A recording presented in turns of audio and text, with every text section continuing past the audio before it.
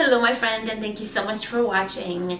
Recently, I ended a relationship with somebody that I've been friends with for 8 years. Throughout time, I've learned that people will come and go, and those are just the dynamics of human relationships. We are all evolving and we're all growing as individuals. So what may have been good in the past may not be good in the present. But no matter how these relationships come to term, breakups aren't easy. And I think that they only get harder with age. And the reason I think it's harder as an adult to let go is because unlike our younger selves, we are not speaking our minds as openly or maybe even as honestly. We pretend to be fine most of the time. We're less forgiving and we are more set in our ways. At first, what had happened was really difficult for me. The events took a toll not only emotionally, but physically as well. So I spent some time since this happened to figure out how to deal with it, and I felt like I should make a video and share the things that have been working for me in hopes of helping anybody out there who is currently going through this, or maybe be a reference for somebody who might go through it in the future. Now, this video will come into play after an assessment was made by you that the friendship is done and it's not worth saving. We all have to weigh in the pros and the cons before radically making the decision, oh, shit is done. One thing that I don't do, and I never will do, is badmouth the people that have been in my life. I think that's tacky, and I think that if we do that, we only poison our own souls because we nurture negativity, and that won't eat at the other person, it will eat at us. And nobody's worth that. I have to honestly say that I was really torn because my relationship with you is very important to me. I'm trying to build a community that is based on honesty and sharing past experiences because that constitutes like 80% of how I generate my content for you. The rest is research. So I want you to know what happened, but I have to be mindful of where I draw the line to ensure that I respect the privacy and the feelings of the other person, because that is something that every human being is entitled to no matter what. So what I can say is that her and I were in a difference of agreement where one person wanted to do something, the other one didn't. A really simple scenario in my mind that could have been resolved through calm communication, and maybe we could have met somewhere in the middle, but instead, what happened is that this girl got so mad. She started insulting me and calling me things and using against me a personal matter that I had privately discussed with her, literally, ironically, just the night before. And it's an issue that has been a personal struggle for me and will be something that I will have to deal with for the rest of my life. So she threw that in my face, not once, but twice, while in the presence of other people. And as a result, you guys, I blew up, and in a few more words, I basically told her to go f herself. She never apologized to me for the things she said. I did apologize to her for my reaction, and that was that. Turns out that I do respect myself enough to know that no matter how hard the breakup may be, I shouldn't have people who do that to me in my life. Neither should you. So if you're ever in a predicament where you realize that a relationship cannot be saved, then this video will be of help.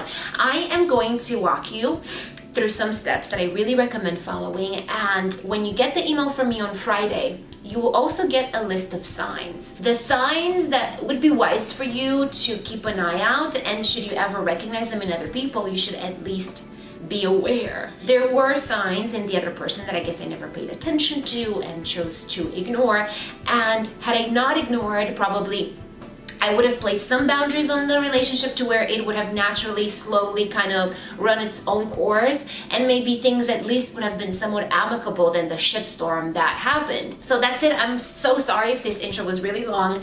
I'll start with the tips next. If you are subscribed to my channel and you're watching this, I really want to thank you so much for your love and support. You have no idea just how much you mean to me. And if you're not subscribed, hopefully by the end of this video, you will choose to join the community community and just to watch future videos. So that is it, and let's get started. Step 1. Ending a friendship is a loss. So you have to allow yourself to feel whatever feelings come your way. They could be sadness or anger. If you feel the need to cry, let it go and cry. It's okay to mourn the loss of somebody in your life, especially somebody you may have considered close. Talking about what happened is a necessity, but my advice to you is to speak freely with people who don't know the other person. If you have mutual friends, don't be that person who talks bad about the other, so you don't risk being viewed as negative or petty, but you do need to speak freely. So in a nutshell, I say let those feelings out around the appropriate people and take the time you need.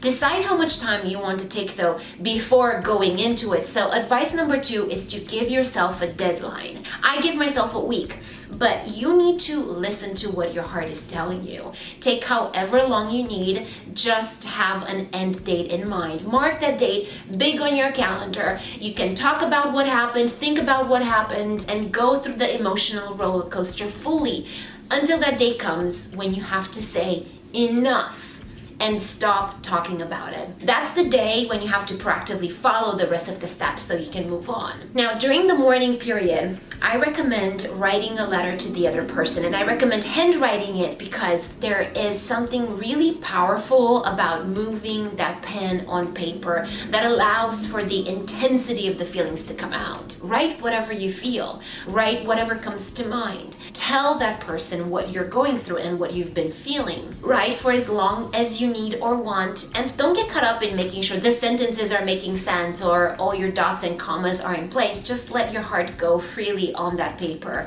and write until there is nothing else that can come out. This will be the perfect opportunity to say your goodbyes as well. Too often people try to place one last call or send one last text in order to get closure, but most times that is a bad idea because that can only bring about new problems. And if the other person is the one reaching out to you, know when to stop responding. The sooner you release yourself from that emotional rope, the better you'll be. This letter is your closure.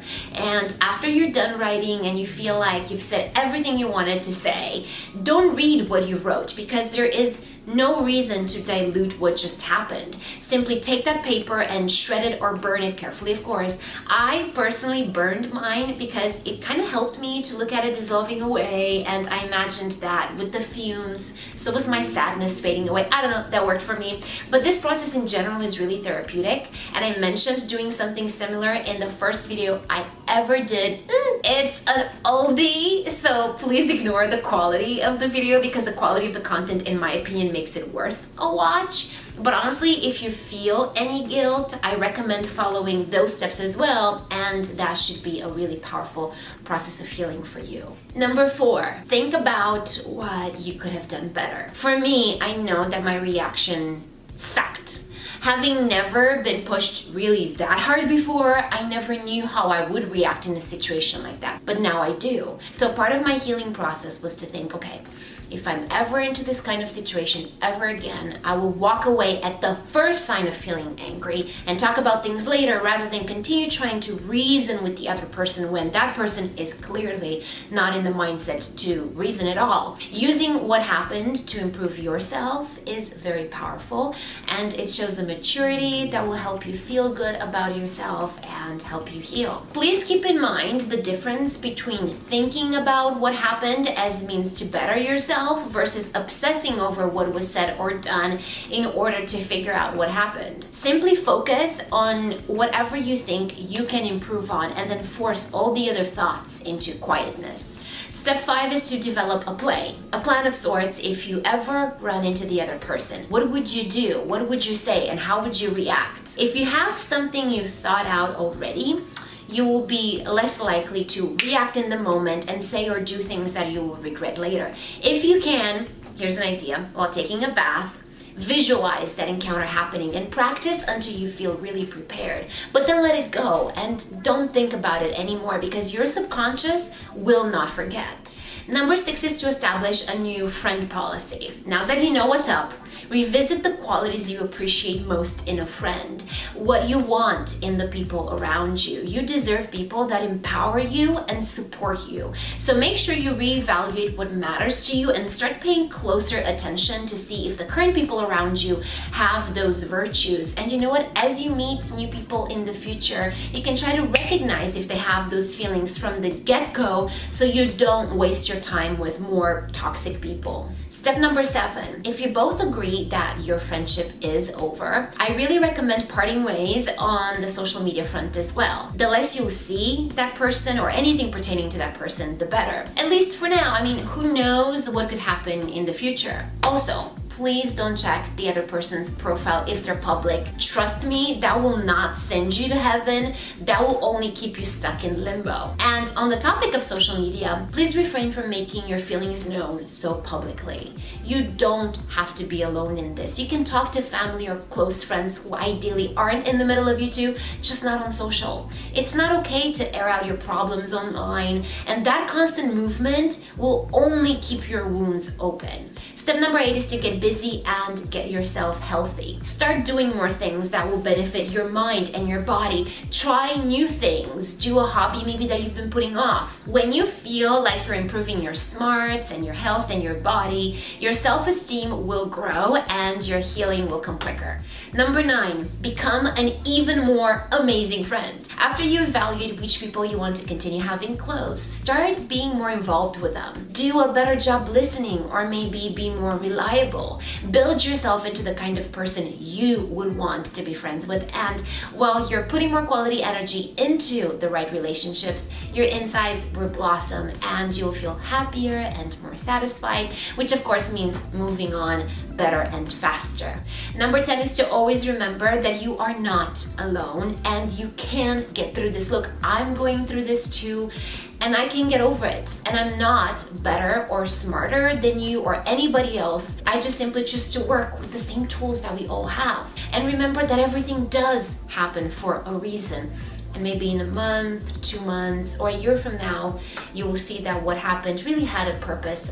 And it's a good thing that it happened, so you can be in a better and happier place. As I was going through the motions of feeling so angry at her and feeling so disrespected, a wise person reminded me that the way other people handle things isn't a reflection of us. It's just who they are and what they have going on. So I want to remind you of that as well, because harboring anger in situations like this, or feeling betrayed or whatever, will eat at you when in fact, that's just who that person is. And that's not necessarily a good thing or a bad thing, it's just not for us.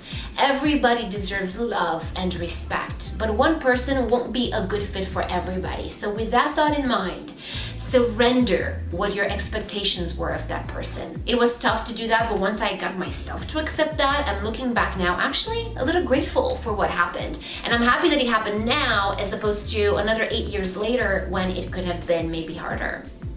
If you found this video to be insightful or hopeful, please give it a like and keep an eye out for my email this Friday.